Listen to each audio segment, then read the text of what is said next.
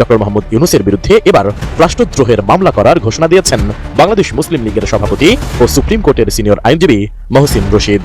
অন্তর্বর্তী সরকার থেকে দায়িত্ব ছাড়ার সপ্তাহ পার না হতেই মামলার মুখোমুখি হচ্ছেন অধ্যাপক ডক্টর মোহাম্মদ ইউনূস। 4টি অপরাধের কারণে ডক্টর মোহাম্মদ ইউনূস সহ তার নেতৃত্বাধীন সরকারে যারা উপদেষ্টা ছিলেন তাদের বিরুদ্ধে মামলা করা হচ্ছে। ক্ষমতার 1.5 বছরে কেবল ব্যাংক ব্যবস্থা থেকেই 1,34,424 কোটি টাকা ঋণ নিয়েছে ইউনূস সরকার, যার বেশিরভাগই ব্যয় করা হয়েছে বেতন ভাতা সহ পরিচালন ব্যয় মেটাতে। শুধু তাই নয়, নির্বাচনের আগের 1 মাসে ধারের পরিমাণ ছিল 11,000 কোটি। মূলত রাজস্ব আয় কমে যাওয়া ও ভোটের আগে কিছু অপ্রত্যাশিত ব্যয় বেড়ে যাওয়ায় ব্যাংকমুখী হতে হয়েছে সরকারকে। মোহাম্মদ ইউনূস এবার জেলে যেতে চলেছেন রাষ্ট্রদ্রোহিতার মামলায়।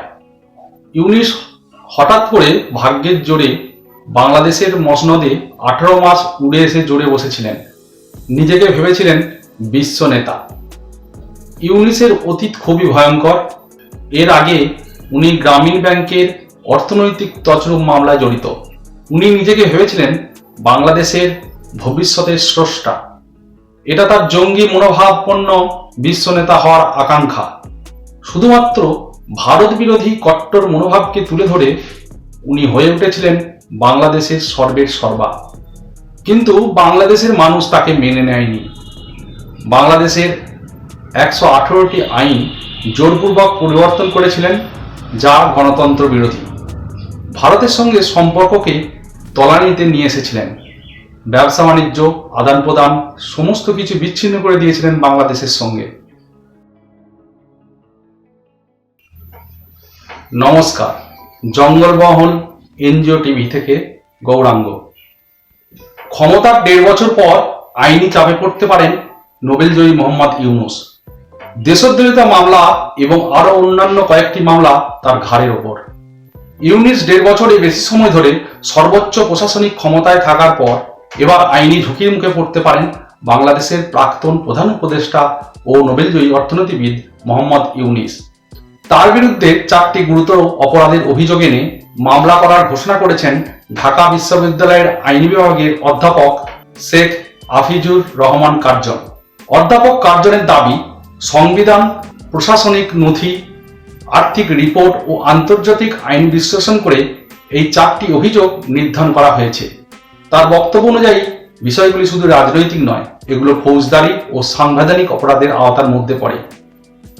এই 4টি অভিযোগ কি কি, কোন আইনে মামলা হতে পারে?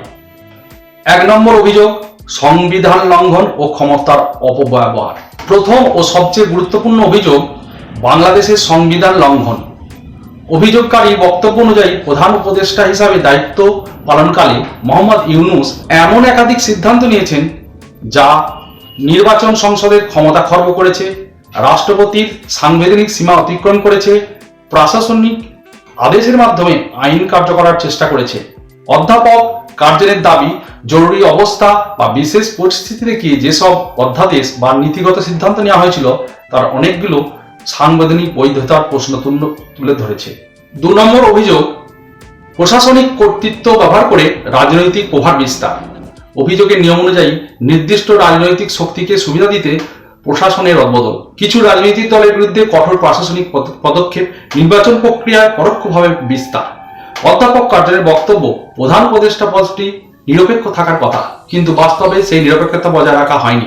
বিশেষজ্ঞদের একাংশের মতে এই অভিযোগ প্রমাণিত হলে এটি রাষ্ট্রীয় ক্ষমতার অপব্যবহার হিসাবে গণ্য হতে পারে।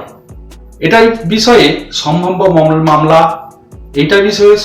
মামলা, ফৌজদারি কার্যবিধির অধীনে ক্ষমতার অপব্যবহার মামলা, নির্বাচন কমিশনের মাধ্যমে তদন্তের আবেদন, প্রশাসনিক ট্রাইব্যুনালের মামলা।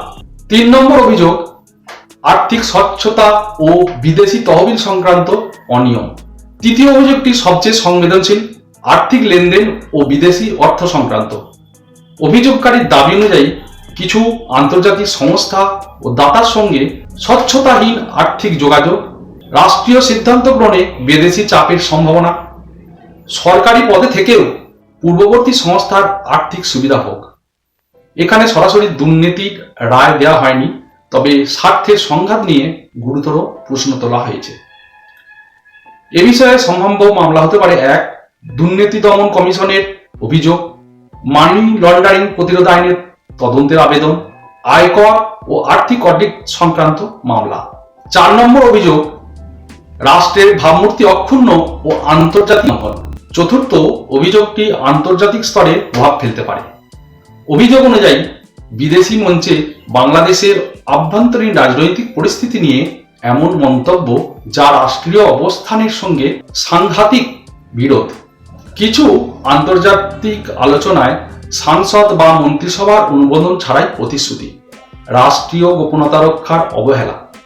অধ্যাপক কার্জনের বক্তব্য, শুধুমাত্র ভারত বিরোধী কট্টর মনোভাবকে তুলে ধরে উনি হয়ে উঠেছিলেন বাংলাদেশের সর্বের সর্বা, কিন্তু বাংলাদেশের মানুষ তাকে মেনে নেয়নি। বাংলাদেশের 118টি আইন জোরপূর্বক পরিবর্তন করেছিলেন যা গণতন্ত্র বিরোধী। ভারতের সঙ্গে সম্পর্ককে তলানিতে নিয়ে এসেছিলেন। ব্যবসা বাণিজ্য আদান প্রদান সমস্ত কিছু বিচ্ছিন্ন করে দিয়েছিলেন বাংলাদেশের সঙ্গে। মোল্লা ইউনুস বাংলাদেশের কট্টরপন্থীদের উপহার দিয়েছিলেন ভারত বিরোধী মনোভাব। মোল্লা হুমকি দিয়েছিলেন চিকেন নেককে ভারত থেকে আলাদা করে দেব। তিনি ঘোষণা করেছিলেন বাংলাদেশের বন্দর এবং সমুদ্র সেভেন সিস্টার বাণিজ্যের জন্য একমাত্র পথ, তাই সেভেন সিস্টারের পুরোপুরি অধিকার বাংলাদেশের। সেই নিজেকে বাংলাদেশের আইনকে বুড়ো আঙুল দেখিয়ে নিজেকে সম্রাট ঘোষণা করেছিলেন। তারেক রহমান মসনদে আসার পর এই সম্রাটের যাবজ্জীবন জেল অথবা ফাঁসি হতে পারে। সমগ্র বাংলাদেশের মানুষ যারা ডানপন্থী এবং সমগ্র ভারতবর্ষের মানুষ এই গোপাল ভাঁড় এবং স্বঘোষিত সম্রাট ইউনুস বাংলাদেশের চূড়ান্ত আইন ব্যবস্থায় কি শাস্তি হয় সেই অপেক্ষায় রইলাম। নমস্কার, আপনারা সঙ্গে থাকবেন।